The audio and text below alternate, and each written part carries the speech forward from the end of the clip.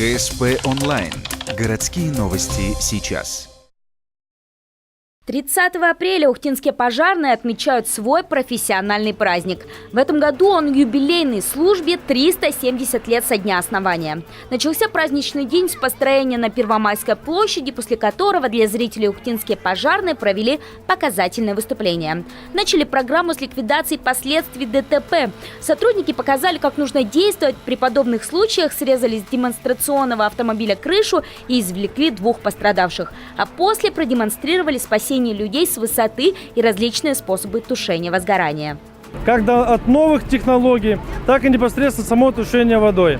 Из новых технологий это тушение при помощи системы натиск, которая создает компрессионную пену, и тушение путем проникновения пены происходит в 2 и в 3 раза гораздо быстрее. И это сегодня тушение деревянного домика на городской площади и работа бронзбойта всего лишь развлечение для собравшихся.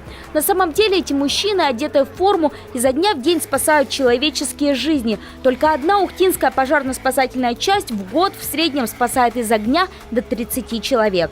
В данный период 2019 года порядка 80 пожаров произошло. К счастью, крупных резонансных пожаров не было. В течение года происходит порядка 200-250 пожаров и загораний. Но сегодня с профессиональной техникой пожарной Ухты знакомят и маленьких почитателей профессии. После показательных выступлений каждый из присутствующих ребят мог сам попробовать себя в роли огнеборца. Например, посидеть в пожарной машине.